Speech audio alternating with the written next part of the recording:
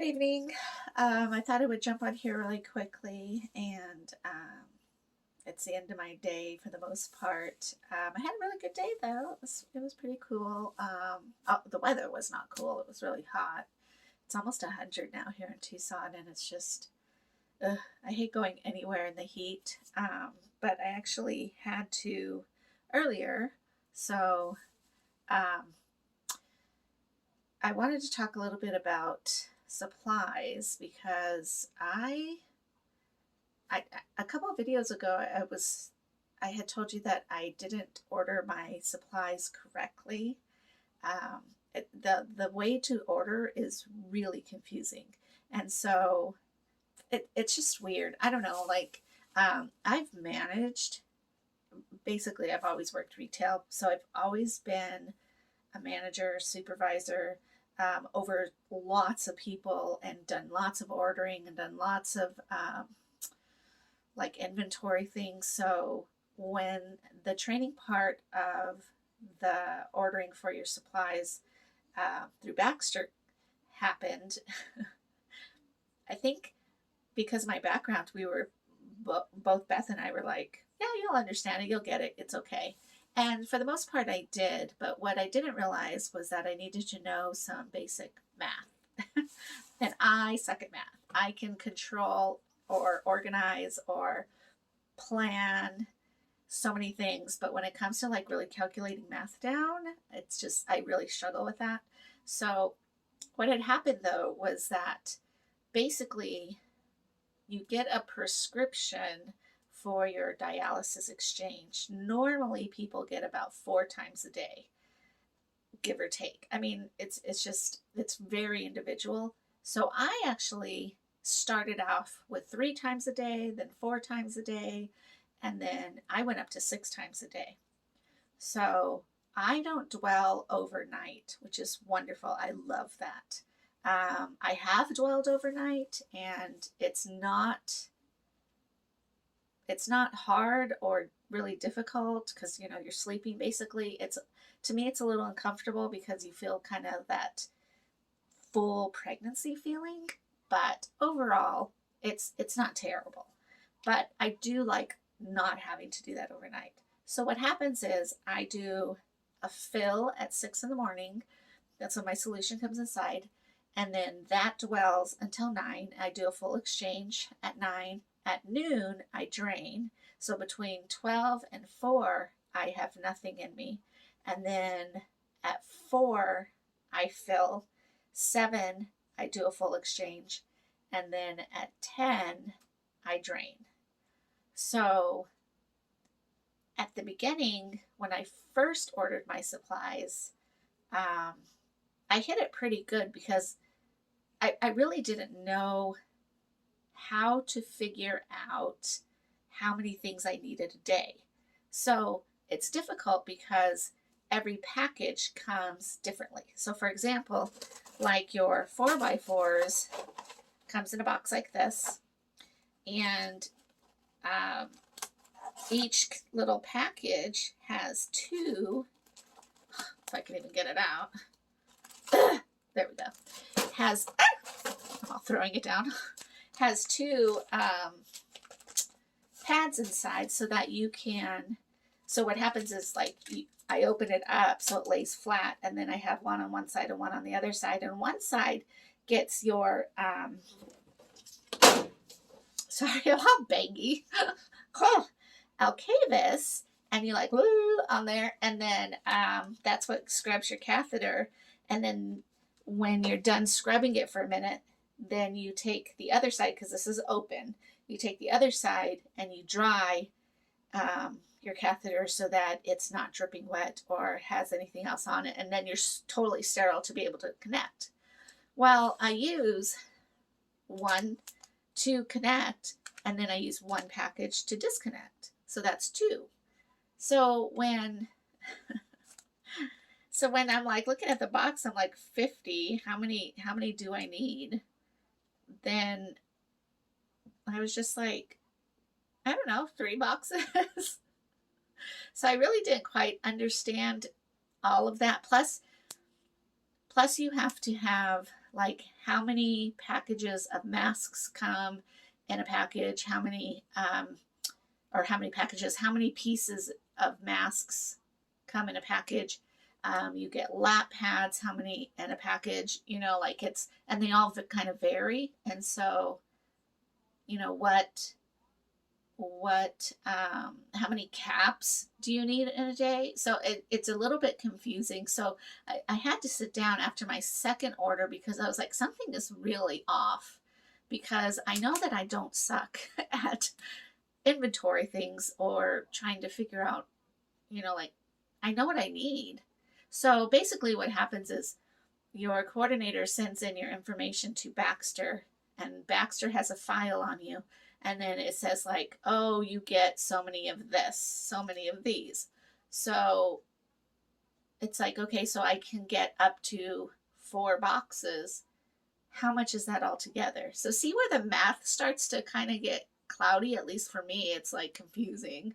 So after my second order, I was like, the solution part is easy because you punch in, it asks you questions on that, like how many boxes do you have on hand, and you punch that in, and it says how many are you using a day, like how many bags are you using a day, and you punch that in, and then it calculates it for you, and it basically sets a number and says this is what you're ordering.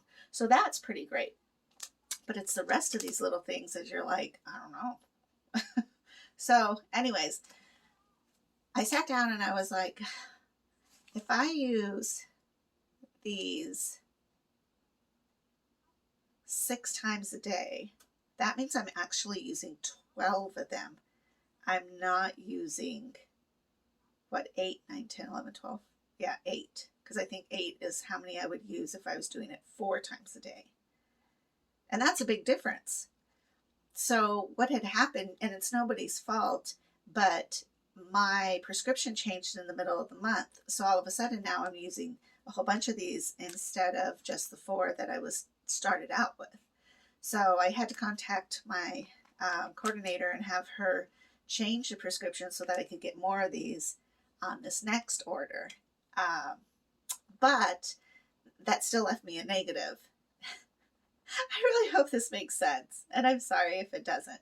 So if you are on dialysis, you would totally understand, because you're like, yeah, supplies are super important, and they can be oddly frustrating to kind of handle, but I think I got it now.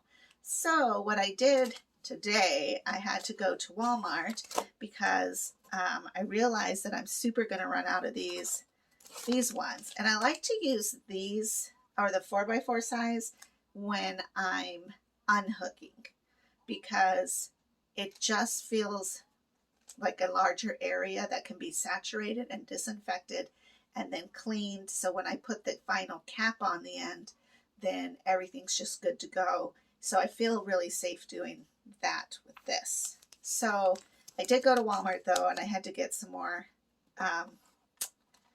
they're like non-woven, sterile, spongy pad things. And I went ahead and got this brand. I have used actually, what's it called? The Equate brand of gauze strips. And then I never knew the different styles and selections of gauze or like first aid type of things before all of this dialysis. Like, I don't know. I'm not really one to get injured or hurt or cut up. So it was like, I rarely ever bought any, I don't think I've ever had an ace bandage in the house. So that was really weird. So I bought in like quite a few of these little boxes just to see like what's inside and how is it almost the same as this. So this one's actually pretty good. There's 25 in a box, and they're little, which I like for my first disinfecting, because you really don't need a lot. All you're doing is pulling, it sounds kind of funny, but you're pulling out your catheter, and it's, you have a cap on, and so you, again, lay that out and put the disinfectant on there, and then you're scrubbing that, and really you're just scrubbing the outside of your catheter before you dry it, and then you're going to take the cap off, which is kind of freaky. I'm used to it now, but in the beginning I was like, oh my God, you know, because you want to keep it down. You don't want to swing it in the air. You don't want anything to touch it.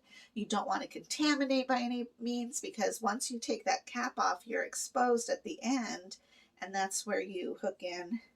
Let me show you. That's where you hook this one in.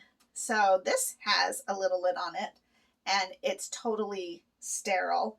So it's ready to go.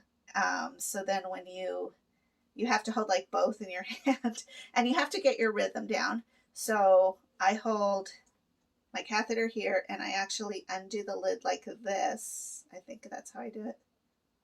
Yes. Okay, actually, what I do is this comes with a little thing, and I hook that with my pinky, which was a good trick that Beth showed me, because you can pull it.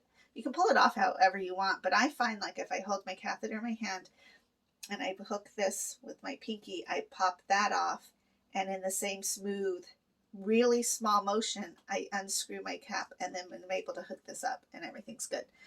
But when I unhook, you can see the threading where your cap is supposed to go on. And so because now it's exposed to air, even though you're not supposed to have your fan on, you're not supposed to have your AC on, you're not supposed to be breathing on it, it's still exposed. So that's why I like the bigger 4x4s, to be able to really get it saturated and scrub it, make sure like everything's clean, it's all nice and dry at the end, and then you can put your cap back on. So that was my adventure today, is going out to get the littler guys, because I just wanted to make sure that I didn't run out of anything, because that would be terrible. Like, what do I use to clean this if I completely ran out? And of course you can always call your dialysis center and ask for some boxes, I guess. I have done that in the past, but I don't know. I kind of feel weird about it, because they're training people. I feel like they need those supplies for the training of the people. Like when I was getting trained, she pulled from their supply to train me.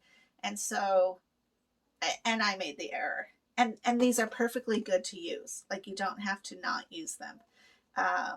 It doesn't have to be the 4x4s, but you just want something that's sterile and that is going to help scrub the catheter. But you don't want, like, there was one I bought, and it had like, it was for wound care, so it was kind of like that little film that you find maybe on Band-Aids.